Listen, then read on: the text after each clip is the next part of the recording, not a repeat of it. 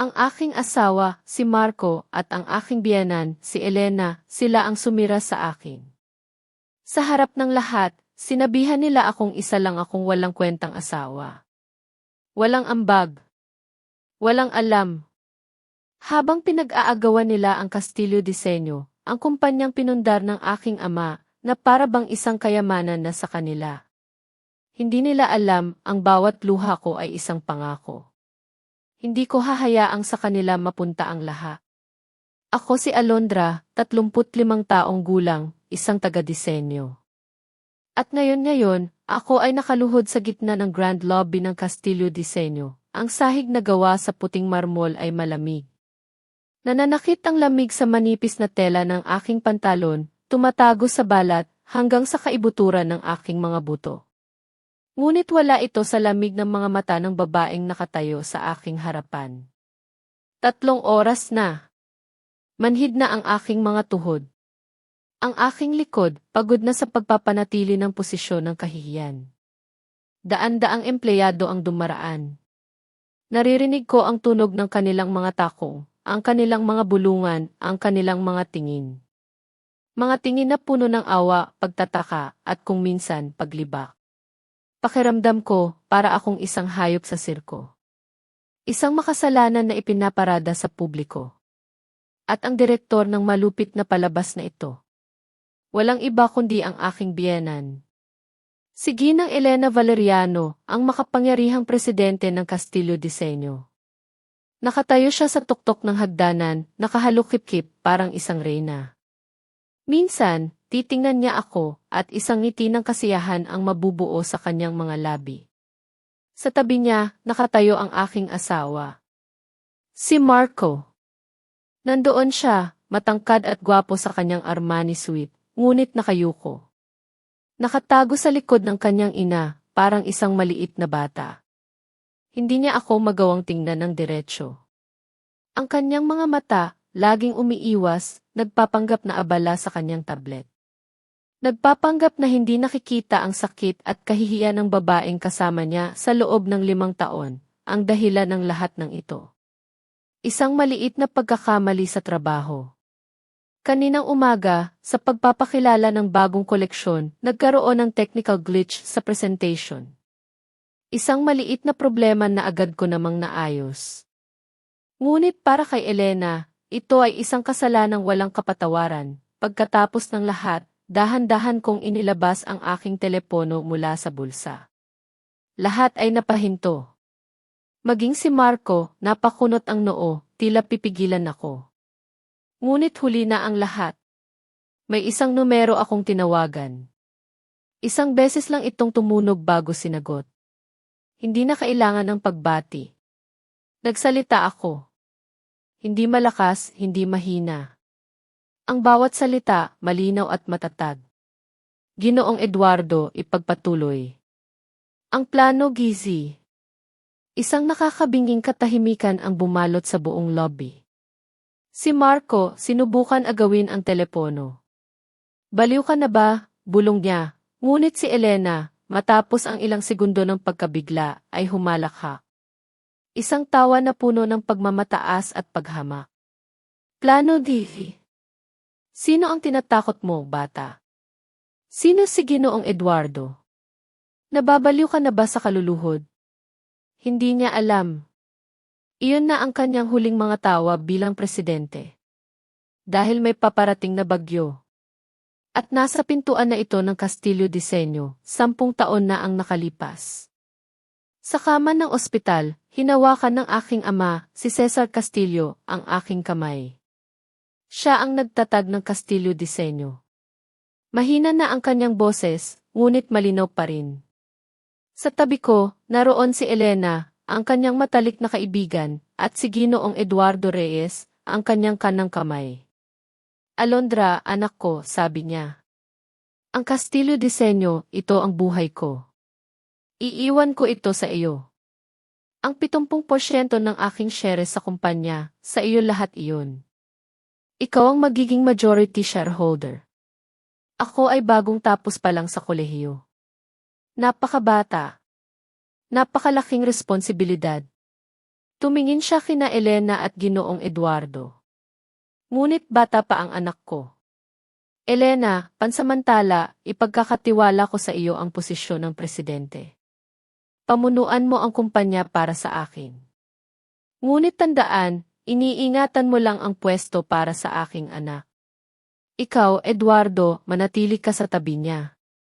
Tulungan mo siya. Protektahan mo siya para sa akin.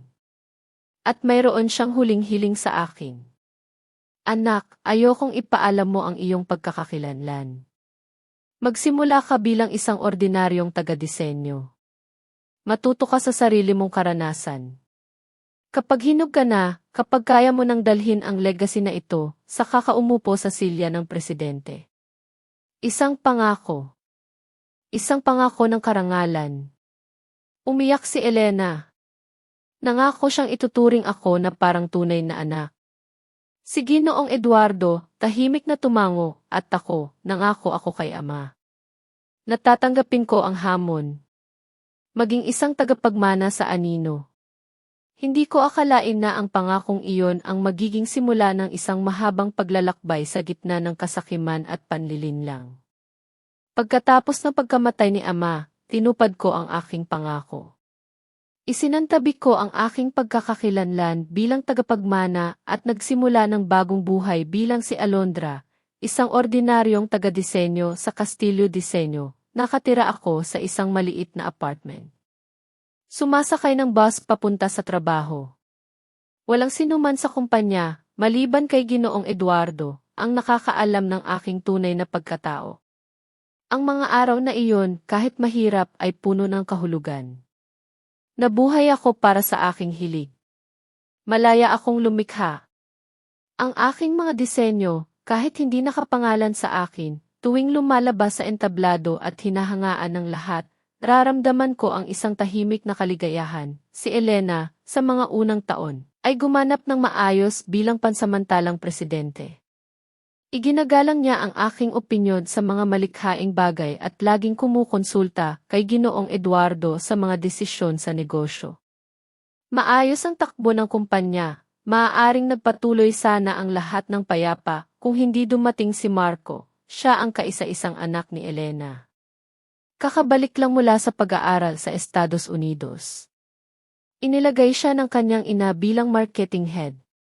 Unang beses ko siyang nakilala sa isang pulong tungkol sa promosyon ng bagong koleksyon.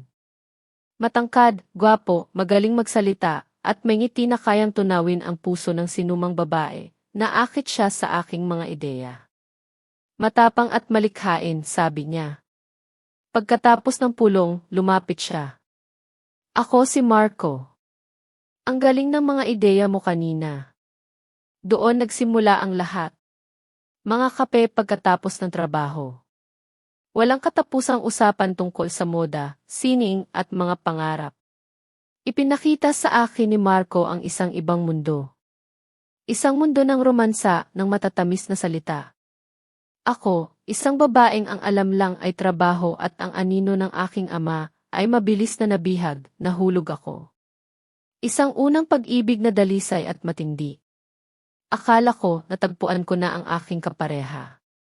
Isang lalaking hindi ako kasama dahil sa pera o estado, kundi dahil sa kung sino ako at sa aking talento. Nang magpasya kaming magpakasal, medyo tumutol si Elena. Nagreklamo siya sa aking mababang pinagmulan na hindi raw ako bagay sa kanyang mahal na anak. Ngunit dahil sa determinasyon ni Marco, at marahil dahil na rin sa paggalang sa aking posisyon bilang kailangang malikhaing utak sa kumpanya, pumayag din siya. Ang aming kasal hindi gaanong magarbo. Ngunit para sa akin noon, iyon ang pinakamasayang araw, ngunit ang buhay mag-asawa ay hindi isang fairy tale. Pagkatapos naming ikasal, unti-unti kong nakita ang tunay na mukha ng lalaking minahal ko. Si Marco, hindi pala siya kasing galing ng kanyang ipinapakita. Siya ay tamad, walang sariling desisyon, at marunong lang mabuhay sa anino ng kanyang ina. Nagsimula niyang baliwalain ang aking mga kontribusyon, ang aking mga ideya. Tuwing magpapakita ako ng bagong disenyo, titingnan niya lang ito saglit, at pagkatapos ay ipipresenta sa kanyang ina na parang sa kanya galing. Tatayo siya sa entablado ng tagumpay, tatanggap ng papuri, habang ako ay nanonood lang sa dilim. Si Elena, nang maging manugang na niya ako, ay tumigil na rin sa pagpapanggap. Nagsimula niya akong tingnan bilang isang tinik sa kanyang lalamunan. Naiinggit siya sa aking talento. Naiinggit siya sa tiwala na ibinibigay sa akin ni Ginoong Eduardo. Nagsimula siyang humanap ng paraan para maliitin ako, para ipahiya ako. Binibigyan niya ako ng mga walang kwentang gawain na walang kinalaman sa aking propesyon. Pinagsisilbihan ko siya na parang isang katulong. At si Marco ang aking asawa. Walang salitang lumalabas sa kanyang bibig para ipagtanggol ako. Tahimik lang siya. Minsan pa nga, sasali pa siya sa kanyang ina sa pagpuna sa akin. Ang aking pag-ibig, unti-unting namatay. Napalitan ng pagkadismaya at pait. Ngunit nanatili ako. Dahil sa pangako. Dahil sa pangarap ng isang pamilya. Isang pagkakamali na aking pagsisisihan. 5 taon. 5 taon akong naging manugang. 5 taon akong naging asawa. 5 taon akong naging isang anino sa sarili kong kumpanya. Lahat ng aking mga ideya, lahat ng aking mga disenyo na puno ng pasyon, pagkatapos kong ipresenta, ay walang kahihiyang aangkinin ni na Elena at Marco. Sila ang aakyat sa entablado, sa ilalim ng mga flash ng kamera, tatanggap ng palakpakan at papuri. Habang ako, nanonood lang mula sa dilim, ang mga pagmamaltrato ni Elena, naging pang-araw-araw na. Minsan, sa gitna ng opisina, utusan niya akong timplahan siya ng kape. O kaya naman ay ayusin ang kanyang mga gamit na parang ako ang kanyang personal na katulong. At si Marco, wala siyang pakialam. Kapag nagrereklamo ako, sasabihin niya lang, pagpasensyahan mo na si Mama. Ganoon lang talaga siya. Minsan, siya pa ang magagalit. Bakit ba ang liit-liit na bagay, pinapalaki mo pa? Tiniis ko ang lahat. Dahil sa pangako ko kay Ama. Dahil sa pangarap ko ng isang buong pamilya. Pinaniwala ko ang aking sarili na baka isang araw magbago sila. Ngunit nagkamali ako, ang aking pasensya, hindi sila binago. Ginawa lang silang mas mapang-abuso. Ang aking katahimikan, itinuring nilang kahinaan. Ang aking sakripisyo, itinuring nilang isang bagay na natural, kaninang umaga. Sa gitna ng fashion show, nagkaroon ng isang teknikal na problema sa slideshow. Isang simpleng glitch sa system na mabilis kong naayos. Ang event, nagpatuloy ng matagumpay. Ngunit para kay Elena, ito ay isang malaking kahihiyan. Pagkatapos ng event, sa harap ng buong board of directors, tinuro niya ako at sumigaw. Walang kwenta. Kahit isang simpleng bagay, hindi mo magawa ng tama. Ang isang tulad mo ay hindi karapat-dapat magtrabaho sa Castillo Disenyo. Sinubukan kong magpaliwanag. Ngunit ang aking mga salita ay pinatahimik ng kanyang matalim na tingin at isang otoritatibong kumpas ng kamay. Si Marco, nandoon siya. Lumapit siya sa kanyang ina. Mama, tapos na. Nakatingin ang lahat, mahina niyang sabi, at pagkatapos, bumaling siya sa akin. Ang kanyang boses tumigas. Ang kanyang mga mata puno ng paninisi. Ano ba naman, Alondra? Paano mo hinayaang mangyari ang ganito? Humingi ka na ng tawad kay Mama para makauwi na tayo. Humingi ng tawad. Anong kasalanan ang ginawa ko, ngunit ang katahimikan ko ay itinuring niyang isang paghamon. Ah, matigas ka pala, ha? Lumuhod ka. Dito mismo. Hanggang matuto ka ng leksyon. At doon. Doon sa gitna ng lobby. Pinilit niya akong lumuhod. Sa loob ng 3 oras. Ang pakiramdam ng pagiging isang hayop sa sirko. Ang pagguho ng aking pagpapahalaga sa sarili. Bawat minuto parang isang taon. Ang pulang linya. Naapakan na nila, tinaas ko ang aking ulo. Tiningnan ko ng diretso ang mapagmataas na mukha ni Elena. Ang aking mga mata wala ng luha. Tanging isang lamig. Isang nakakatakot na determinasyon, dahan-dahan kong kinuha ang aking telepono. Nagdial ng isang numero. Ginoong Eduardo, ipagpatuloy. Ang plano, Gizi. At pagkatapos, ang malakas na tawanan ni Elena. Ang bulong ni Marco. Baliw ka na ba? Ang kanilang paghamak. Mga minamahal kong tagapakinig, naramdaman niyo ba ang sakit ng pagkakapahiya ni Alondra? Anong gagawin niyo kung kayo ang nasa posisyon niya? Sa tingin niyo ba, may pag-asa pa si Alondra? Ibahagi ang inyong saloobin sa comment section sa ibaba. Ang bawat komento niyo ay mahalaga sa akin. Huwag kalimutang i-like at i-share ang video na ito at mag-subscribe sa channel para hindi mapalampas ang susunod na bahagi ng kwentong ito. Ano kaya ang ibig sabihin ng plano ni Alondra? Abangan!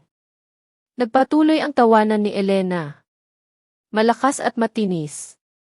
Ang mga empleyado sa paligid, nagsimula na ring magbulungan, tumingin sa akin na parang isang payaso. Si Marco, lumapit sa akin. Tapos na ba ang palabas mo, bulong niya. Akala mo ba matatakot ang sinuman sa pagtawag mo kay Ginoong Eduardo? Tauhan siya ni Mama. Dapat mas mag-alala ka sa trabaho mo. Ngunit hindi nila alam. Kakatapos lang magsimula ng tunay na palabas, nagbilang ako. Bawat segundo. Bawat minuto. 30 minuto. Iyon ang oras na kailangan, at eksakto sa ika-30 minuto, huminto ang umiikot na salaming pinto ng lobby. Isang grupo ng mga lalaking nakaitim na suit ang pumasok. Sa unahan, si Ginoong Eduardo Reyes. Ang kanyang mukha, walang ngiti. Seryoso at malamig. Sa likod niya, 4 na abogado mula sa isa sa pinakaprestihiyosong law firm sa Manila. Tumakbo ang security para pigilan sila. Ngunit isang matigas na senyas lang mula kay Ginoong Eduardo ang nagpatigil sa lahat. Nagsasagawa kami ng isang emergency decision mula sa Board of Directors. Nagpunta si Ginoong Eduardo sa gitna ng lobby. Sa hagdanan kung saan nakatayo si Elena kanina. Ang kanyang boses, malakas at malinaw. Sa lahat ng empleyado ng Castillo Diseño. Ako, si Eduardo Reyes, ang CEO, ay nagpapahayag ng isang emergency decision. Dahil sa matinding irregularidad sa pamamahala at pag-abuso sa kapangyarihan na sumira sa kultura at imahe ng kumpanya, ipinapahayag ng Board of Directors sa otorisasyon ng majority shareholder na mula ngayon, si Ginang Elena Valeriano ay tinanggal sa kanyang posisyon bilang presidente ng Board of Directors. Ang lahat ng kanyang kapangyarihan sa Castillo Diseño ay opisyal na sinuspinde. Bawat salita ay parang isang martilyo. Isang nakakabinging katahimikan, si Elena, tumigil sa pagpupumiglas. Tumingin siya kay Ginoong Eduardo. Impossible. Hindi totoo yan. Sino ang majority shareholder? Sigaw niya, hindi siya sinagot ni Ginoong Eduardo. Dahan-dahan siyang lumingon sa akin, at sa harap ng pagkabigla ng lahat, bumaba siya sa hagdanan. Lumakad siya ng diretso patungo sa akin, yumuko siya, puno ng paggalang. Inabot niya ang kanyang kamay. Madam President, mangyaring tumayo po kayo. Tapos na ang lahat. Madam President, ang dalawang salitang iyon ay gumising sa akin mula sa kahihiyan. Tinanggap ko ang kanyang kamay at dahan-dahang tumayo. Nanginginig ang aking mga tuhod, ngunit ang aking paninindigan buo. Lahat ng mata nakatuon sa akin. Puno ng pagkabigla. Hindi makapaniwala si Elena, pagkatapos makabawi ay tumawa na parang baliw. Presidente. Siya. Ha ha ha. Ginoong Eduardo, nagiging senil ka na ba? Isang parasitong manugang, isang walang kwentang empleyado, magiging presidente. Hindi nagsalita si Ginoong Eduardo. Sumenyas lang siya sa isang abogado. Lumapit ang abogado. Naglabas ng isang dokumento. Ginang Valeriano, sabi niya. Ito ang legal na testamento ng yumaong presidente at tagapagtatag ng Castillo Diseño, Si Ginoong Cesar Castillo, ama ni Binibining Alondra Castillo. Ayon sa testamentong ito, 70% ng shares ng kumpanya ay ipinamana sa kanyang nag-iisang anak. Ang katotohanan. Malinaw at hindi maikakaila, napatingin ako kay Elena. Gulat na gulat ka, hindi ba? Ang taong inapi mo, niyurakan, at pinaluhod, ay ang tunay na may-ari ng imperyong ito. Bumaling ako kay Ginoong Eduardo. Ibinigay ko ang aking unang utos. Ginoong Eduardo, ipagpatuloy ang pagtanggal kay Ginang Valeriano mula sa kanyang opisina. Isil ang lahat ng kanyang gamit. Mula ngayon, wala na siyang anumang otoridad sa kumpanyang ito. Ang mga sigaw at pagmumura ni Elena ay umalinggaw sa buong lobby habang kinakalagad siya ng mga security guard. Ang kanyang mamahaling sapatos gumagasgas sa sahig. Ang kanyang perpektong ayos nagusot. Ang imahe ng makapangyarihang reyna gumuho, ngunit hindi pa iyon ang katapusan. Bago siya maisakay sa elevator, nagsalita si Ginoong Eduardo. At isa pang desisyon mula sa bagong presidente. Dahil sa pansamantalang kakulangan sa tauhan sa Departamento ng Paglilinis, nagpasya ang Board of Administration na pansamantalang ilipat si Ginang Elena Valeriano sa posisyon ng cleaning staff, simula bukas. Umaasa kami sa kanyang kooperasyon. Tagapaglinis.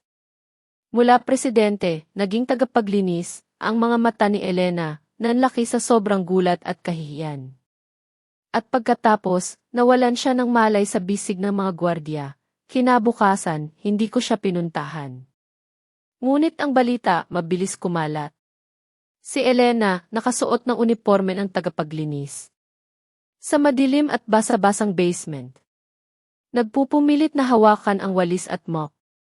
Ang mga empleyado, bumababa para tingnan siya, nagbubulungan. Naging katatawanan siya ng buong kumpanya. Habang nangyayari iyon, ipinatawag ko si Marco sa aking bagong opisina. Ang opisina ng presidente, pumasok siya. Ang kanyang mukha, puno ng galit, pagkalito at takot. Alondra, ano ang lahat ng ito?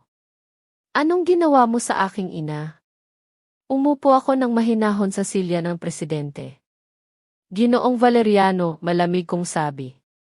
Dapat po kayong manatiling mahinahon kapag nakikipag-usap sa presidente ng Board of Administration. Ang kanyang pagkabigla sa aking tono ay halata. Sinubukan nilang kontrahin ang testamento ni Ama sa korte. Ngunit ang kanilang ginawa ay nagbukas lamang ng isang pinto na hindi na nila maisasara. Isang araw, tumawag si Ginoong Eduardo. Ang korte, kinuha ang medical records ni Ama bago siya namatay. At may natuklasan sila. Alondra, may maliit na dami ng nakalalasong sangkap sa kanyang dugo. Isang uri ng lason na nagdudulot ng pagkawala ng konsentrasyon at mabagal na reaksyon. Kasabay nito, isang balita ang dumating. Biglang binawi ni na Elena at Marco ang kanilang demanda. At nalaman namin na palagi silang nakikipag-ugnayan kay Mang Danilo. Ang dating head of supplies na sinibak ni Ama 10 taon na ang nakalipas. Ang aksidente ni Ama, nangyari 1 linggo pagkatapos niyang sibakin si Mang Danilo. Ang mga piraso ng puzzle, nagsimulang magkabit-kabit sa aking isipan. Ang pagkamatay ng aking ama. Hindi pala ito isang simpleng aksidente, ito ay isang pagpatay, at sa sandaling iyon, alam ko na. Ang laban na ito, hindi na lamang para sa kumpanya. Ito ay para sa katarungan. Para sa aking ama, hindi ako makatulog. Ang mga piraso ng puzzle, patuloy na naglalaro sa aking isipan. Ang lason sa dugo ni Ama. Ang biglaang pag-atras ni na Elena at Marco sa korte. Ang patuloy nilang pakikipag-ugnayan kay Mang Danilo. Masyadong maraming pagdududa. Isang malamig na balabal ng pag-aalinlangan ang bumalot sa akin, bumubulong ng mga bagay na ayaw kong paniwalaan, ang desisyon ko, matibay. Hindi na ito usapin ng pera o kapangyarihan. Hindi na rin ito tungkol sa personal na paghihiganti. Ito ay usapin ng katarungan. Para sa aking ama. Para sa kanyang alaala. Para sa Castillo Disenyo. Nag-usap kami ni Ginoong Eduardo. Ang kanyang mukha, seryoso. Mas malalim pa sa karaniwan. Ramdam ko ang bigat ng pasanin sa kanyang balikat. Ngunit alam kong, tulad ko, gusto rin niyang malaman ang katotohanan. Ang tunay na katotohanan. Alondra, gagawin natin ang lahat, sabi niya. Ang kanyang tinig ay matatag, puno ng pangako. Lihim ang lahat ng ito. Wala ni sinuman ang makakaalam. Kahit ang mga pinakamalapit sa atin. Kinilos niya ang kanyang mga koneksyon. Lahat ng koneksyon na naipon niya sa mahabang panahon ng kanyang tapat na paglilingkod sa Castillo Disenyo. Kumuha kami ng mga pribadong investigador. Mga financial experts. Hindi lang basta mga eksperto, kundi ang mga pinakamahusay, ang mga hindi matutumbasan ang galing. Ang gawain nila, suriin ang bawat dokumento, bawat transaksyon, bawat sulok ng Castillo Disenyo, 10 taon pabalik. Bawat detalye, bawat sentimo, kailangan naming malaman kung saan napunta. Para itong pagbabalat ng sibuyas. Bawat layer. Bawat lihim na nabubuksan. Mas lalong nananakit ang aming mga mata. Hindi lang sa usok ng sibuyas, kundi sa katotohanang nakakasulaso. Ang katotohanan na mas masakit pa sa anumang hiwa. Lumabas ang katotohanan. Nakakagulat. Nakakapanindig balahibo. Si Elena, hindi lang siya isang pansamantalang presidente. Ginamit niya ang tiwala ni Ama. Ang walang hanggang tiwala. At ang aking katahimikan. Ang aking pagiging tagapagmana sa anino. Para gawing personal na gawaan ng pera ang Castillo Disenyo. Ang kumpanyang pinaghirapan ni Ama. Unang-una, isang network ng mga shell company. Mga dummy corporation. Nakarehistro sa pangalan ng mga malalayong kamag-anak niya. Mga kumpanyang walang aktwal na negosyo. Nandoon lang sila sa papel. Mga pangalan lang. Mga numero lang. Ginamit niya ang mga ito para pumirma ng mga peking kontrata sa Castillo Disenyo. Mula sa pagbili ng raw material sa napakalaking presyo. Mas mataas pa sa presyo sa merkado.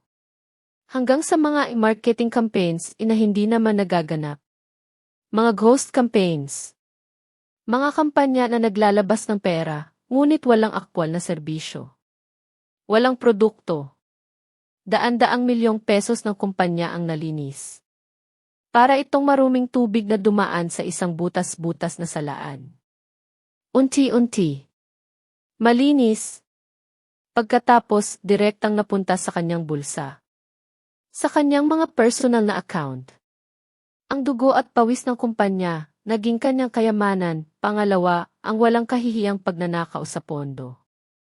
Ginamit niya ang credit card ng kumpanya para sa kanyang mga personal na luho. Hindi lang basta luho, kundi mga labis-labis na paggastos. Mga biyahe sa Europa, first class. Mga designer bag na limited edition. Bawat koleksyon. Bawat kulay. Maging ang pagpapagawa ng isang marangyang villa sa Boracay. Isang paraiso na itinayo gamit ang perang ninakaw. Lahat, ipinasa bilang gasto sa negosyo. Mga representasyon daw. Mga business trip daw. Mga kasinungalingan. At si Marco. Ang aking asawa. Hindi siya naiiba. Ang kanyang posisyon bilang vice-presidente ng marketing, isang huwad lamang. Halos wala siyang ginagawa. Hindi siya nagtrabaho. Hindi siya nag-ambag. Ngunit tumatanggap siya ng napakalaking sweldo at mga bonus. Mga astronomical na bonus. Ang kanyang mamahaling sasakyan. Ang apartment na kanyang tinitirahan. Lahat binayaran ng kumpanya. Tinuring nila ang Castillo Disenyo na parang isang personal na baka na ginagatasan. Walang pakialam kung maubos. Hanggang sa huling patak. Ngunit ang pinaka-nakakakilabot na pagtuklas, papalabas pa lang. Ito ang bumuo sa lahat ng pagdududa.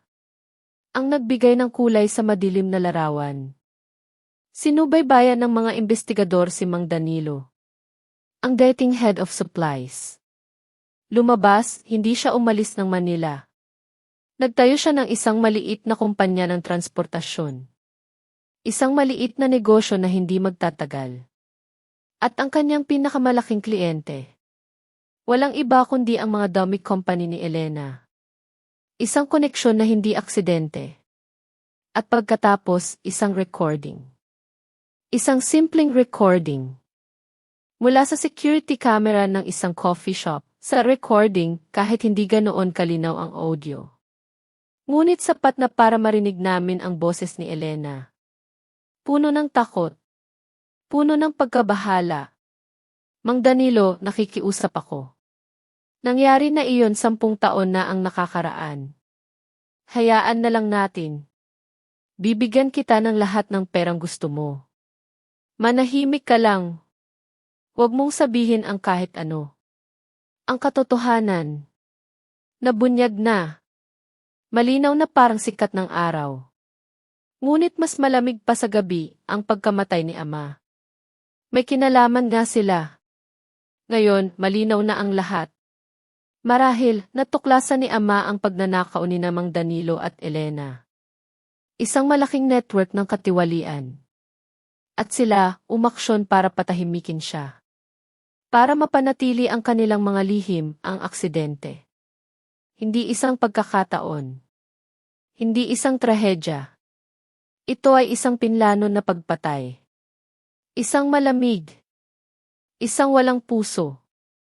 Isang pinag-isipang krimen. Ang sakit at galit bumalot sa akin. Hindi na ito laban para sa kumpanya. Hindi na rin para sa sarili ko. Ito ay laban para sa katarungan. Para sa aking ama. Ang aking minamahal na ama. Ang nag-iisang tao na laging nagtitiwala sa akin, hindi na kami nag-atubili ni Ginoong Eduardo. Kinalap namin ang lahat ng ebidensya. Bawat isa. Mula sa mga financial records at mga peking kontrata. Hanggang sa mahalagang recording na iyon. At lihim naming isinumite ang lahat sa pulisya. Ang usapin. Hindi na isang civil dispute. Hindi na lang usapang negosyo. Ito ay naging isang criminal case na may matinding kalubhaan. Isang kaso na babago sa lahat. Alam namin. Darating ang araw ng kanilang pagbabayad. At hindi na ito magtatagal. Matapos naming lihim na isumite ang lahat ng ebidensya, nagsimula ang isang malaking kaso. Ngunit tahimik. May mga itinalagang pinakamagaling na investigador. Nagtrabaho sila ng walang ingay, ngunit may matinding husay. Para silang mga anino, gumagalaw sa dilim, nag-iisang layunin, ang katotohanan. Unti-unti, ang bawat koneksyon sa criminal network ni Elena ay nabuwag. Ang mga kumpanya niya binabantayan. Ang mga kahina-hinalang bank account sinusubaybayan. Bawat galaw nila nakatala. Bawat tawag na i-intercept. Nakahanda na ang lambat. Isang higanting lambat ng katarungan. At sina Elena at Marco parang mga isda na nagpupumiglas, ngunit wala silang alam. Abot kamay na sila. Malapit na ang huling-huli, nagpatuloy sila sa legal na laban na sila mismo ang nagsimula. Sinubukan nila akong siraan.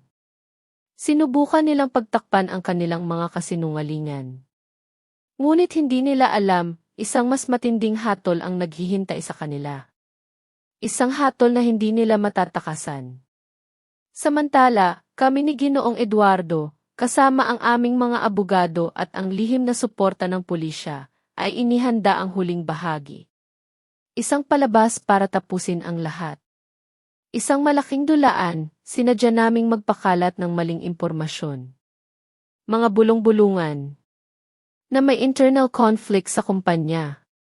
Na marami raw sa mga shareholders ang hindi masaya sa pamamahala ng isang baguhan na presidente tulad ko. Maging si Ginoong Eduardo, pinagmumukha naming kinakabitan ko. Nagpapahayag kami ng mga peking pag-aaway. Ng mga kunwari pagbabanggaan ng ideya, ang layunin. Para ibaba nila ang kanilang depensa. Para isipin nilang may pagkakataon pa silang ibalik ang lahat. Na ang kanilang pagbagsak ay pansamantala lang. Na ang pagiging presidente ko ay panandalian lang. At gaya ng inaasahan namin, kinagat nila ang pain. Bawat isa, inakala nilang ito na ang perpektong panahon para saktan ako. Para tapusin ang lahat. Nagpatawag sila ng isang emergency meeting ng Board of Directors. Hindi lang mga miyembro ng board. Inimbita nila ang lahat ng mga pangunahing shareholders. Maging ang media. Nagkalat sila ng balita. Nangako silang maglalantad ng mga nakakagulat na ebidensya. Mga katotohanan daw na magpapabagsak sa akin. Sa araw ng pulong. Ang pinakamalaking conference room ng Castillo Diseño, punong-puno. Walang bakanting silya. Ang tensyon, mahahawakan mo. Para itong hangin na may karga ng kuryente. Bawat paghinga, mabigat. Pumasok sina Elena at Marco, may ere ng kumpiyansa. Mataas ang kanilang mga noo. Ang kanilang mga ngiti, mapanlin lang. Si Elena, bumalik ang kanyang tindig ng presidente. Perpektong makeup. Mamahaling damit. Isang malamig na tingin na sinubukan niyang gawing mapagpatawad. Si Marco, naglalakad sa tabi niya, taas noo. Ang kanyang mga mata, may ningning ng isang nanalo. Akala nila, hawak na nila ang tagumpay, kami ni Ginoong Eduardo, nakaupo sa kabilang panig. Walang ekspresyon. Ang aming mga mukha, parang mga bato. Tahimik na nagmamasid.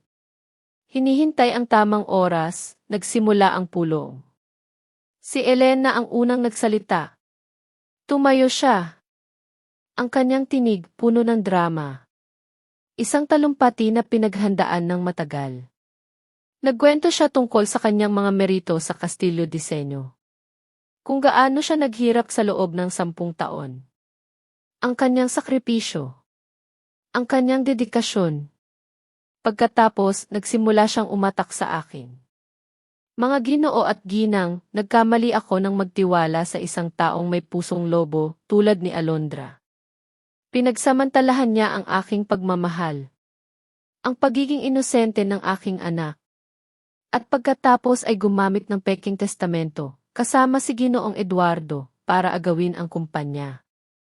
Wala siyang talento. Wala siyang karanasan. Sa ilalim ng kanyang pamumuno, ang Castillo Diseño ay lumulubog. Hindi ko kayang manatiling nakaupo lang habang sinisira ang legacy ng aking yumaong asawa at ang sa akin.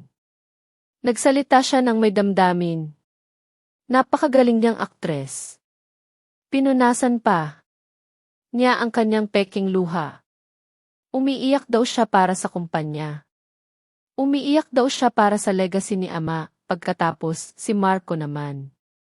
Nagpatuloy siya sa kaplastikan ng kanyang ina. Nagkwento siya kung paano raw ako nagbago simula nang magkaroon ng kapangyarihan. Kung gaano ko siya minamaltrato. Maging ang kahihiyan na magpakita ng mga litratong may mali. Mga litrato na ipinapakita ako kasama ang isang lalaking hindi naman niya kilala. Sinubukan niya akong akusahan ng pangangalo niya. Isang desperadong galaw, ang galing nilang umakto. Ang ilang shareholders na hindi nakakaalam ng totoo, nagsimulang magbulungan. Nagpakita ng pagdududa. May mga bulong na maririnig. Baka nga totoo. Nang matapos ang kanilang palabas, tumingin si Elena sa akin. Isang ngiti ng tagumpay sa kanyang labi. Akala niya tapos na ang laban. Alondra, may sasabihin ka pa ba ngayon? Lahat ng mata bumaling sa akin. Hindi ako agad tumayo. Dahan-dahan kong binuksan ang aking laptop. Kinonekta ko ito sa malaking projector ng silid. Mga Ginoo at ginang, kalmado kong sabi, ngunit umalinggaw sa buong silid. Bawat salita, malinaw at matatag. Sa tingin ko, sa halip ng mga salita, mas interesante kung makikita natin ito. Pindot ko ang play. Sumindi ang screen ng projector. Una, isang serye ng mga diagram ng daloy ng pera. Para itong isang web. Isang komplikadong web. Ipinapakita ng detalyado kung paano inilabas ang daan-daang milyong pesos ng Castillo Diseño sa pamamagitan ng mga shell company ni Elena. Bawat araw, bawat numero, nagpapakita ng isang malaking pagnanakaw, pagkatapos ang mga peking kontrata. Ang mga peking resibo, mga dokumento na nagpapatunay sa kanilang mga kasinungalingan, ang mukha ni Elena, nagsimulang magbago ng kulay. Mula sa puti, naging pula. Mula sa pula, naging puti, sunod, ang video mula sa security camera ng coffee shop. Kahit walang tunog, ang imahe ni na Elena at Marco na nagmamadaling nagbibigay ng isang bagay kay Mang Danilo ay sapat na para sabihin ang lahat. Ang kanilang mga mukha, puno ng kaba. Ng takot, nagsimula siyang huminga ng malalim. Si Marco, namutla. Nawala ang kanyang kumpiyansa, at sa wakas, ang huling suntok. Ang pinakamalakas. Pinatugtog ko ang audio file. Ang boses ni Elena, puno ng takot, ay umalinggaw ng malinaw sa buong silid. Mang Danilo, nakikiusap ako. Nangyari na iyon 10 taon na ang nakakaraan. Hayaan na lang natin. Bibigyan kita ng lahat ng perang gusto mo. Manahimik ka lang. Natapos ang recording. Ang silid, nabalot ng nakakabinging katahimutan. Walang marinig. Tanging ang malakas na pintig ng aking puso, lahat gulat na gulat. Walang makapagsalita. Ang palabas ng inaping biyenan at pinagtaksilang asawa, gumuho. Nagkagiba-giba. Inilantad ang tunay na mukha ng mga demonyo. Eksakto sa sandaling iyon, bumukas ang pinto ng silid. Isang malakas na tunog. Isang grupo ng pulisya, kasama ang isang inspektor, ang pumasok. Ang kanilang mga tingin matalim. Ginang Elena Valeriano, Ginoong Marco Valeriano, kayo po ay inaaresto para sa investigasyon sa mga kasong malversation, embezzlement, at sa inyong posibleng pagkakasangkot sa isang kaso ng pagpatay 10 taon na ang nakakaraan. Mangyaring makipagtulungan po kayo.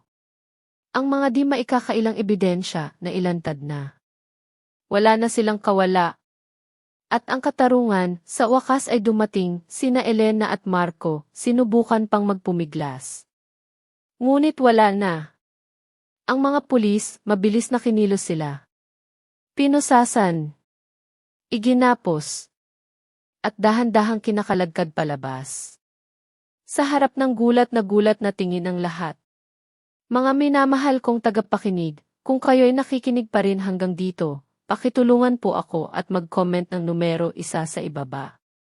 Gusto kong malaman na may mga kaibigan pa rin akong kasama sa paglalakbay na ito. Ang inyong presensya ang pinakamalaking inspirasyon ko upang ipagpatuloy ang pagkwento ng huling bahagi. Ang mga luha at katahimikan sa sandaling ito ay hindi lamang nagtatapos sa isang kabanata, kundi nagbubukas din ng pinto sa bagong pag-asa. Ano kaya ang kinahinatnan ni na Elena at Marco sa kulungan? At paano kaya babangon si Alondra mula sa abon ng lahat ng ito? Abangan!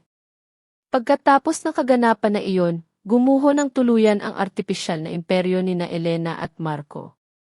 Parang barahan na bumagsak ang isa at sumunod ang lahat. Sila ay pinusasan at iginapos sa harap ng daan-daang tao. Ang kanilang mukha, puno ng kahihiyan at takot, ay nakatatak sa isip ng bawat nakakita. Ang kaso, nagdulot ng malaking pagyanig, hindi lamang sa loob ng Castillo Diseño, kundi sa buong mundo ng negosyo at media. Naging sentro ito ng balita. Bawat pahayagan. Bawat telebisyon. Bawat istasyon ng radyo. Ang lahat ng kanilang krimen, mula sa pagnanakaw at paglustay ng pera ng kumpanya, hanggang sa nakakakilabot na lihim ng pagkamatay ng aking ama, ay nailantad sa madla. Isang baho ng katiwalian ang kumalat. Naging sentro sila ng galit at pagkondena ng buong lipunan. Hindi lang sa Manila, kundi sa buong Pilipinas. Ang kanilang mga pangalan, naging simbolo ng kasamaan. Makalipas ang ilang araw, nakatanggap ako ng request mula sa pulisya. Gusto raw akong makita ni na Elena at Marco. Sabi nila, may mahalaga silang sasabihin at sa akin lang, sa una, tumanggi ako. Bakit pa? Ayoko nang makita ang kanilang mga mukha. Ayoko nang marinig ang kanilang mga kasinungalingan. Wala na akong gustong ipagpatuloy. Ngunit pinayuhan ako ni Ginoong Eduardo.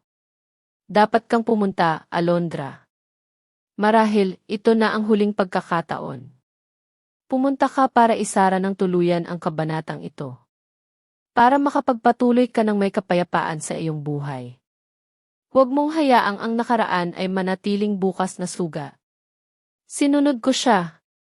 Para sa kapayapaan ng aking sarili. Ang pagpupulong ay naganap sa isang interrogation room ng istasyon ng pulisya. Isang malamig na silid. Walang bintana. Tanging isang metal na mesa at ilang upuan. Ang amoy ng disinfectant mas matindi pa sa lamig ng hangin. Umupo ako, naghihintay. Ang aking puso kalmado. Walang galit. Walang takot. Maya-maya, ipinasok sila. Isa-isa, una, si Marco. Ang kanyang dating mayabang na tindig, wala na. Payat na payat, mukhang pagod na pagod. Ang kanyang branded suit, napalitan ng uniforme ng kulungan.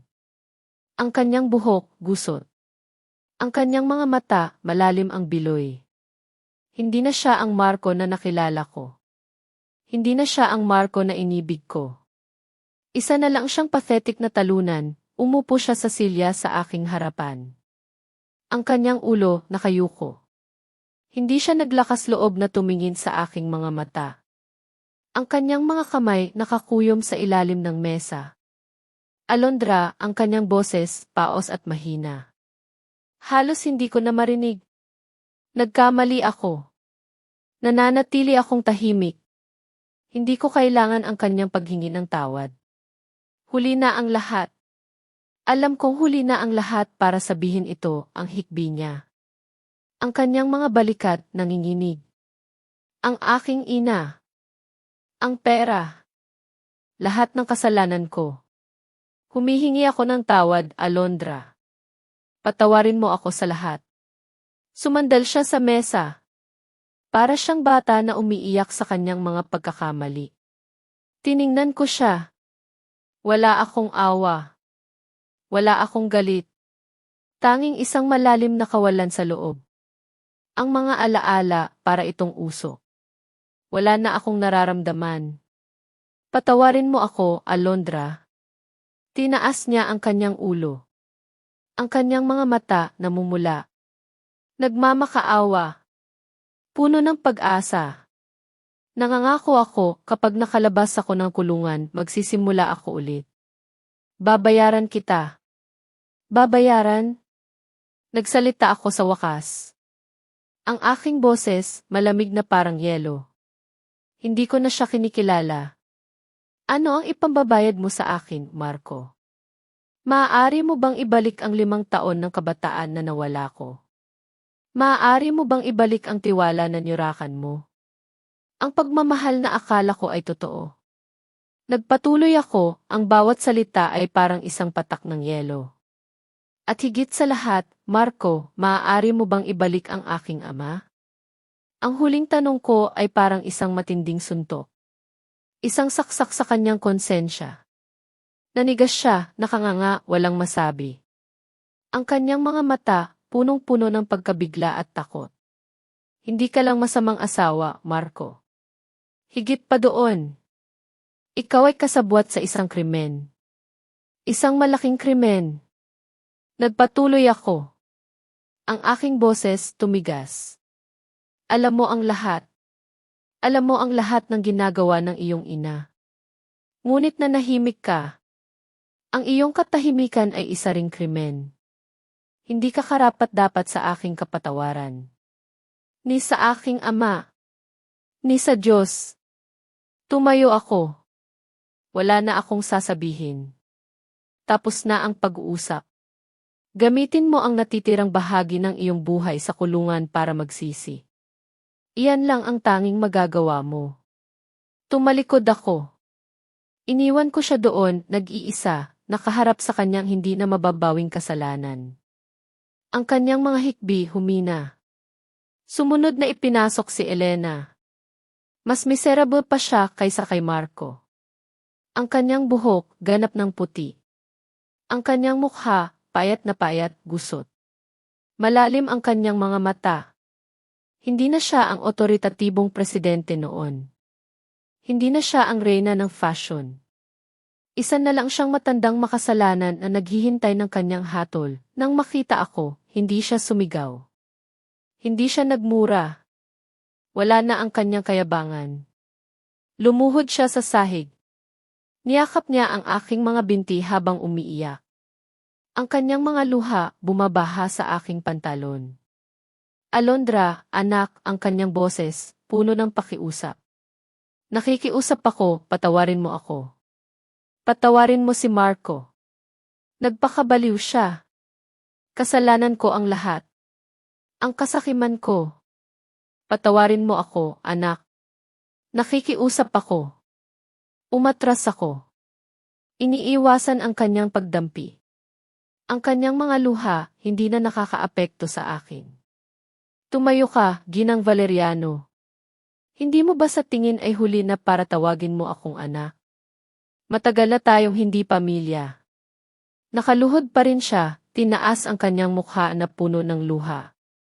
Alam kong nagkamali ako. Tinrato kita ng masama. Ang kasakiman ang bumulag sa akin.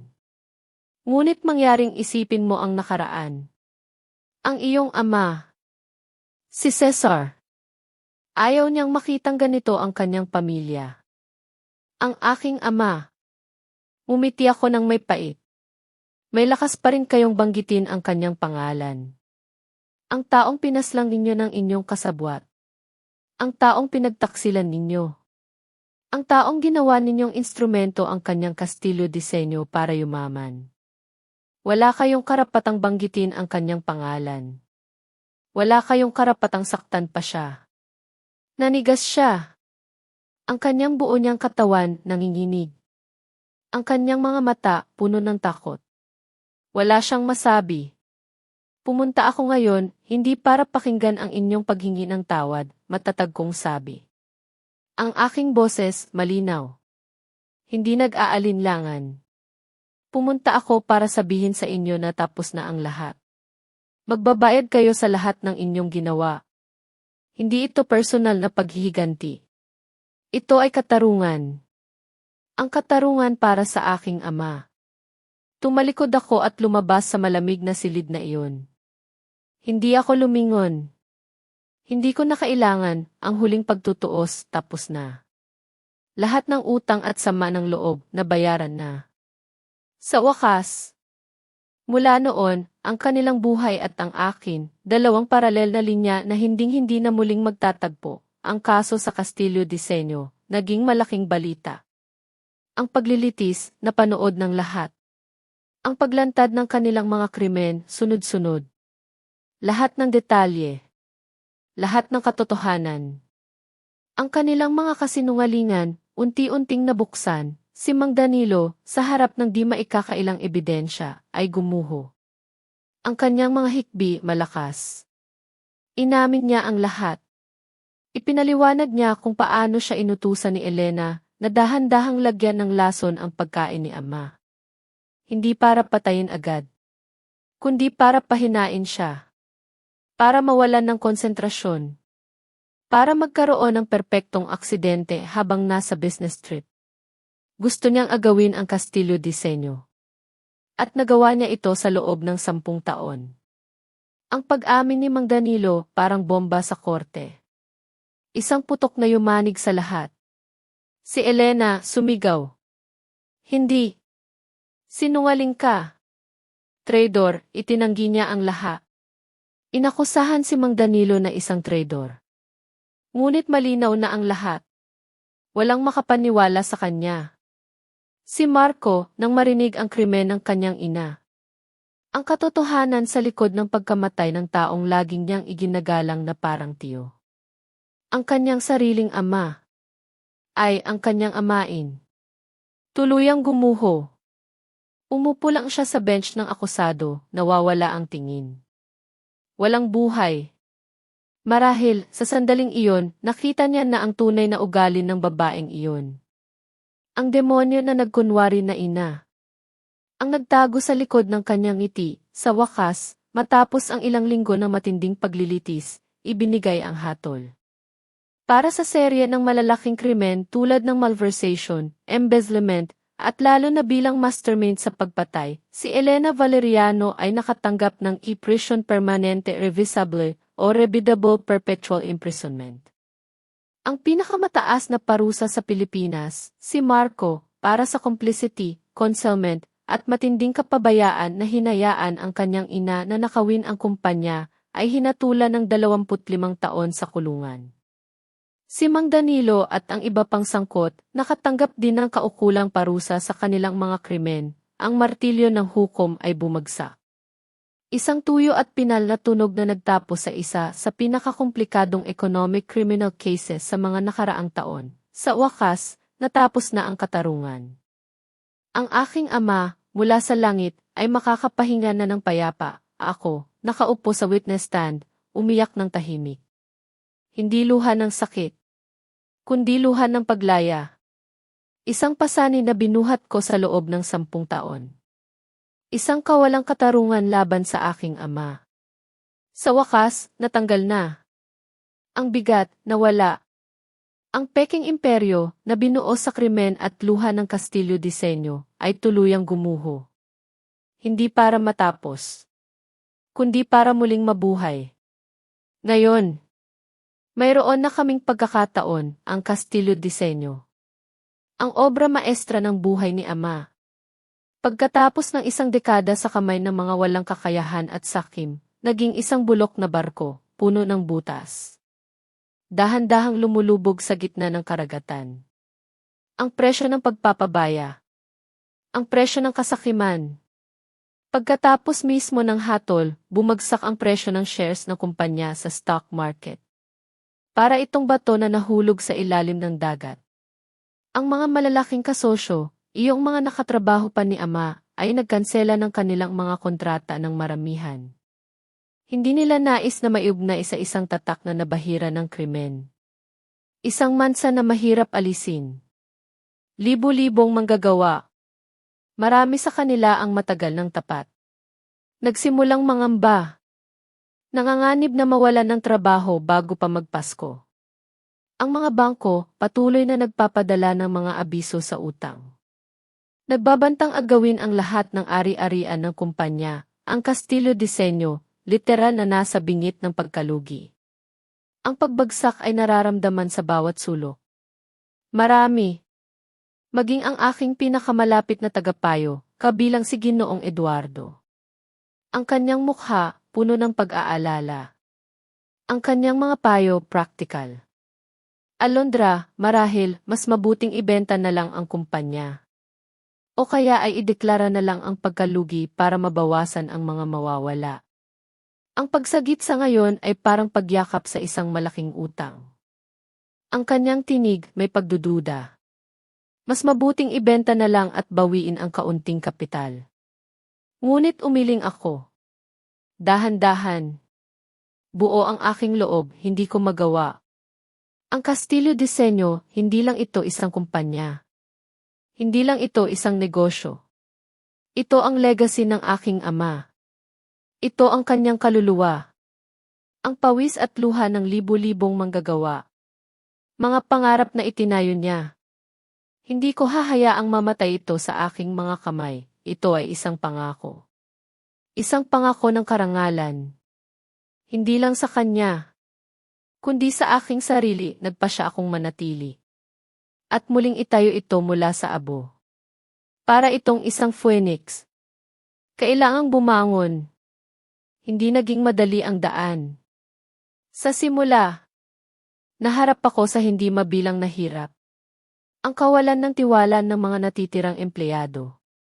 Nakita nila ang aking pagiging taga-disenyo. Ngunit hindi ang aking kakayahan na mamuno sa isang malaking korporasyon. Ang pag-alis ng mga kasosyo. At ang napakalaking presyon ng mga utang. Ngunit hindi ako umatras. Walang sawang pagtatrabaho. Iyan ang naging buhay ko. Araw at gabi. Wala akong pinipiling oras. Inilapat ko ang lahat ng itinuro sa akin ni Ama. Ang kanyang mga aral sa pagiging isang leader. Ang kanyang pagmamahal sa craftsmanship. Lahat ng natutunan ko sa mga taon ng pagtatrabaho ng tahimik. Sa likod ng entablado. Bawat detalye. Bawat sulok ng kumpanya. Sinimulan ko sa pagre-reestruktura ng buong kumpanya. Maraming mahirap na desisyon. Tinanggal ko na walang pag-aalinlangan ang mga incompetent. Ang mga taong bulag na sumamba at sumuporta sa mga kalokohan ni na Elena at Marco. Ang mga taong nagpabaya sa kanilang tungkulin, ipinromote ko ang mga taong may tunay na talento. Sa mga taong tahimik na nag-ambag. Sa mga taong kinakabitan at binaliwala. Ang mga taong may puso para sa Kastilyo Disenyo, bumuo ako ng bagong kultura ng korporasyon. Nakabatay sa transparency, sa respeto, at sa creativity. Sa bagong Kastilyo Disenyo, walang matigas na hierarchy. Ang bawat ideya pinakikinggan. Mula sa pinakamababang ranggo hanggang sa pinakamataas. Ang bawat kontribusyon, kinikilala, hindi ako isang reyna sa kanyang trono. Hindi ko kailangan ang posisyon para maging leader. Ako ay isang kapitan. Isang kapitan na namumuno sa barko kasama ang kanyang buong tripulante. Ang bawat isa mahalaga, personal akong naglakbay. Sa ibang bansa, para makipagkita sa bawat kasosyo. Sa bawat mahalagang supplier. Isang mahaba at nakakapagod na paglalakbay. Ngunit kailangan. Hindi ako nagbigay ng walang lamang pangako. Nagpresenta ako sa kanila ng detalyadong plano ng negosyo. Mga datos. Mga estratehiya. Mga makabagong disenyo. At isang bagong pananaw para sa Kastilyo Disenyo. Isang pananaw na puno ng pag-asa, unti-unti. Nang may katapatan. Nang may tunay na talento. At sa malaking reputasyon na iniwan ni Ama. Nabawi ko ang kanilang tiwala. Isang tiwala na nawala ngunit muling naibalik. Nagsimulang pumirma ang mga bagong kontrata. Ang cash flow nagsimulang bumawi. Para itong halaman na dahan-dahang muling nabubuhay at pagkatapos, ginawa ko ang pinakamatapang na desisyon sa lahat. Nag-launch ako ng isang ganap na bagong koleksyon. Isang koleksyon na tinawag kong Renaissance. Muling pagsilang. Hindi lang ito mga damit. Ito ang kwento ng sarili kong buhay. Ang kwento ng isang babae na dumaan sa kadiliman. Sa sakit. Sa pagkalugi. Para makahanap ng liwanag. Na bumangon mula sa abo. Para maging isang makinang na phoenix, ang fashion show, isang matinding tagumpay. Isang pagdiriwang. Hindi lang sa Pilipinas, kundi umagaw din ito ng atensyon sa international fashion world. Mga papuri. Mga headline, ang Kastilyo Disenyo muling isinilang. Mas malakas. Mas maliwanag. At may ganap na bagong kaluluwa. Ang legacy ni Ama, buhay na buhay, samantala, habang abala ako sa pagtatayo ng kumpanya. Sa ibang lugar. Patuloy ang pagbabayad ng presyo ng kayabangan. Si Marco, sa kulungan, hindi kinaya ang shock at hirap. Ang pagbagsak ng kanyang mundo. Gumuho siya ng tuluyan, pisikal at mental. Para siyang isang tuyong dahon na nahulog sa lupa. Si Elena naman, sa mga huling araw ng kanyang buhay sa isolation. Walang kasama. Nabuhay sa pagdurusa ng pagsisisi at kalungkutan. Walang makakausap. Walang makakadamay. Nawala sa kanya ang lahat. Kapangyarihan. Pera, karangalan, at ang nag-iisang anak na pinagsakripisyuhan niya ng lahat. Ang kanyang mundo naging kulungan. Iyon ang pinakamalupit na parusa para sa kanya. Ang magkaroon ng lahat. At mawala ang lahat, hindi ko na sila gaanong iniisip. hindi na nila ako nasasaktan. Ang kanilang buhay ay isang aral na napakamahal para sa lipunan. Isang paalala, tumutok ako sa daan sa aking harapan. Isang daan kung saan patuloy kong isusulat ang kasaysayan ng Castillo Diseño. Isang kasaysayan ng pagkamalikhain, pasyon, at ang hindi matitinag na lakas ng isang babae. Ang aking kwento. Ang aming kwento.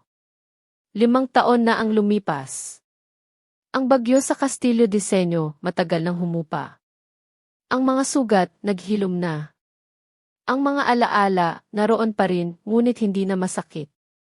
Nagiging mga aral na, ngayon, nakatayo ako sa malaking entablado ng Manila Fashion Week. Ang mga flash ng kamera, walang humpay. Daan-daang lens, nakatutok sa akin. Isang kakaibang pakiramdam, hindi na ako ang mahiyain na taga-disenyo noon. Hindi na rin ang malamig na presidente sa mga unang araw ng aking pagbangon. Nandoon ako, suot ang sarili kong disenyo. Isang kahanga-hangang evening gown. Inspirasyon ng masalimuot na borda ng isang lumang Manton de Manila. Isang pinaghalong tradisyon at modernidad. Kumpiyansa akong nakangiti. Tinatanggap ang parangal bilang i-Designer of the Year. Umalingaw-ngaw ang palakpakan sa silid. Napakainit. Napakalakas. Hindi lang ito pagkilala sa aking talento, kundi pati na rin sa himalang muling pagkabuhay ng isang tatak. Ang Castillo Diseño. Ang Castillo Diseño ngayon ganap nang nagbago.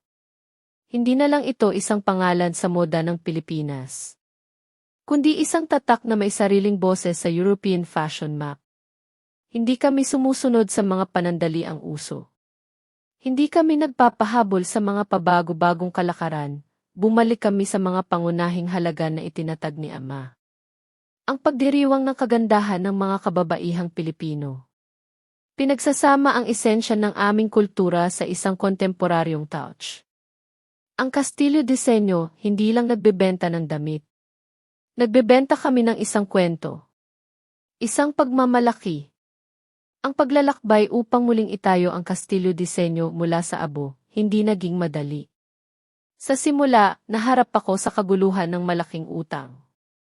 Ang kawalan ng tiwala ng mga empleyado. Ang pag-abandona ng mga kasosyo. Ngunit hindi ako nag-iisa. Si Ginoong Eduardo. Ang kanyang suporta, hindi kailanman nawala. Ang kanyang tiwala, laging nandoon.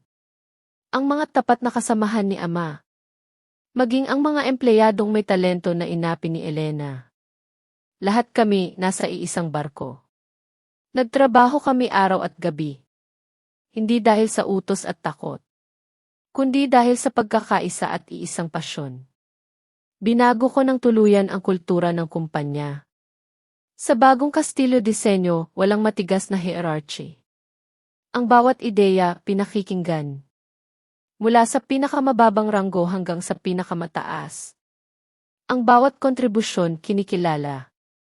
Hindi ako isang reyna sa kanyang trono. Hindi ko kailangan ang posisyon para maging leader. Ako ay isang kapitan. Isang kapitan na namumuno sa barko kasama ang kanyang buong tripulante. At ang barkong iyon nalampasan ang bagyo. Ngayon, naglalayag na sa malawak na karagatan. Puno ng pag-asa. Ang aking personal na buhay nakahanap din ng ligtas na daungan. Matapos ang lahat ng pinagdaanan ko, hindi ako naghanap ng bagong pag-ibig. Ang pag-ibig ang naghanap sa akin. Siya ay isang arkitekto. Isang lalaking may malalim na kaluluwa at mainit na puso. Lumapit siya sa akin hindi dahil ako ang presidente ng Castillo Diseño. Hindi dahil sa aking posisyon, kundi dahil nakita niya ang tunay na ako. Isang babaeng nalampasan ang maraming bagyo. Ngunit mayroon pa ring pusong-puno ng pasyon at isang sensitibong kaluluwa. Mahal niya ang aking mga disenyo. Naunawaan niya ang mga kwento sa likod ng mga ito. Sa tabi niya, hindi ko na kailangang magpanggap. Hindi ko na kailangang maging malakas. Maaari akong maging sarili ko. Minamahal at pinoprotektahan ng taos puso, ang aming kasal, ginanap sa isang maaraw na dalampasigan. Malayo sa ingay ng syudad. Kasama lang ang pamilya at mga malalapit na kaibigan. Si Ginoong Eduardo, sa halip na aking ama, ang naghatid sa akin sa dambana. Sa sandaling iyon, umiyak ako. Ngunit luha iyon ng purong kaligayahan. Isang kaligayahan na hindi ko akalaing mararamdaman ko pa. Lumingon ako sa nakaraan. Wala na akong pait o sama ng loob kina Elena at Marco. Ang lahat na nangyari parang isang malaking pelikula. Sa halip, nagpapasalamat ako sa kanila. Nagpapasalamat ako sa 3 oras na pagluhod sa kahihiyan. Nagpapasalamat ako sa kanilang mga insulto at malupit na gawa. Dahil kung wala sila, marahil, mananatili pa rin ako sa Alondra na mapagbigay. Ang asawang nabubuhay sa anino ng kasinungalingan. Ang kanilang kalupitan ang nagtulak sa akin sa limitasyon. At iyon ang nagbigay sa akin ng lakas ng loob na putulin ang mga tanikala. Para hanapin ang aking sarili. Para maging ang babaeng ako ngayon. Ang Alondra na matatag at malaya. Natuto ako ng isang napakahalagang aral. Ang bulag na pagsuko. Hindi kailanman nagdudulot ng kaligayahan o paggalang. Ito ay isang matabang lupa lamang para lumago ang kasamaan at paghamak. Tanging ang katapangan. Ang lakas ng loob na lumaban. Ang hawakan ng iyong sariling kapalaran. Iyan ang daan patungo sa kalayaan at tunay na kaligayahan. Mga aral ng buhay, para sa mga magulang, ang kwento ni na Elena at Marco ay nagpapakita ng limitasyon ng bulag na pagmamahal. Ang pagmamahal na puno ng pagkontrol. Ang pagmamahal na ginagamit ang pangalan ng pag-ibig para sirain ang kalayaan at dignidad ng isang tao. Si Elena, sa ngalan ng pagmamahal sa kanyang anak at pagprotekta sa kanyang imperyo, ay nawasak ang lahat. Ang kanyang kasakiman, ang kanyang pagkontrol, ay nagtulak kay Marco sa kapabayaan, sa kasinungalingan, at sa wakas sa pagkawasak. Ang tunay na pagmamahal, ayon sa kwento, ay nakabatay sa pag-unawa at paggalang. Hindi sa kontrol. Hindi sa pagmamay-ari. Ito ang tanging pundasyon para mapanatili ang isang pamilya. Hindi ang pera. Hindi ang kapangyarihan, para sa mga anak, ang kwento ni Marco ay isang malinaw na paalala. Ang halaga ng pasasalamat. Ng responsibilidad. Ang pagiging makasarili. Ang pagbalewala sa pagmamahal ay maaaring sumira sa lahat ng magaganda. Nawala sa kanya ang lahat. Ang kanyang karera. Ang kanyang pamilya. Ang kanyang kalayaan. Dahil itinuring niyang natural lang ang pagmamahal ng kanyang ina. Ang talento ng kanyang asawa. Hindi niya pinahalagahan. Hindi niya iginalang. Walang sinuman ang may karapatang ituring na natural ang pagmamahal ng magulang. Ang pagmamahal ay regalo. Kailangan itong pahalagahan. Kailangan itong suklian ng paggalang at responsibilidad tungkol sa katangian ng tao sa modernong mundo. Ang kwento ni Alondra ay nagpapakita ng manipis na linya sa pagitan ng katarungan at paghihiganti. Sa pagitan ng katahimikan at pagkilos. Hindi pinili ni Alondra ang paghihiganti sa mababang paraan. Hindi siya naging tulad ni na Elena. Ginawa niya ang kanyang mga hakbang ng may katalinuhan. Nang may pasensya. Ginamit niya ang batas. Ginamit niya ang katotohanan, ang kabaitan. May halaga ito. Ngunit may lugar. May panahon. Kung minsan, ang paghihiganti ng may katalinuhan. Nang may kapayapaan sa loob, ay isang anyo ng paggising sa moralidad. Ang pagpapakita ng lakas. Hindi para mang-api, kundi para ipagtanggol ang sarili. Ang pamilya.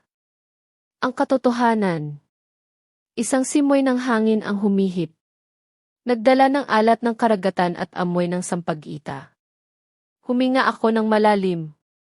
Nararamdaman ko ang kalayaan at kapayapaan na kumakalat sa bawat sel ng aking katawan. Ang nakaraan, naiwan na. Ang hinaharap, kahit puno ng hamon, hindi na ako natatakot, mayroon na ako ng lahat ng kailangan ko. Isang magandang karera na binuo sa talento at etika. Isang masayang pamilya na nakabatay sa pagmamahal at paggalang. At ang pinakamahalaga, ang kalayaan na maging sarili ko. Ang lumaban. Bilang isang tunay na reyna sa sarili kong kaharian, umiti ako. Isang ngiti ng kasiyahan. Handa na akong isulat ang pinakamakinang na kabanata ng aking buhay. Ang kwento ni Alondra ay nagtatapos dito. Ano ang masasabi ninyo sa mga desisyon ni Alondra? Kung kayo ang nasa kanyang posisyon, mayroon ba kayong ibang gagawin? Ibahagi ang inyong mga saloobin sa comment section sa ibaba. Binabasa ko po ang bawat isa ninyo. Ang inyong mga kwento at kaisipan ay mahalaga sa akin. Kung ang kwentong ito ay nagpahiwatig o nagpagunita ng anumang damdamin sa inyo, huwag kalimutang mag-iwan ng isang like, ibahagi sa isang kaibigan o kapamilya na sa tingin nyo ay madadama rin ang bigat at aral ng kwentong ito. At mag-subscribe sa channel ng Luha at Katahimikan para hindi mapalampas ang mga susunod na misteryo at mga kwentong puno ng aral. Magkita-kita tayo sa susunod na kwento, at sino ang nakakaalam, sa susunod ikaw na ang bida. Ang layunin ng video na ito ay pagsamahin ang edukasyon at aliwan. Sa pamamagitan ng nilalamang ito, hangad naming maiparating sa mga manonood ang mahahalagang aral sa buhay at mga pagninilay. Ang mga pangalan ng tauhan, tagpo, at lugar ay binago batay sa mga totoong kwento at nakalap na impormasyon upang maprotektahan ang pribasiya at pagkakakilanlan ng mga individual at organisasyon. Inirerekomenda ang pag-iingat bago panoorin o pakinggan ang video.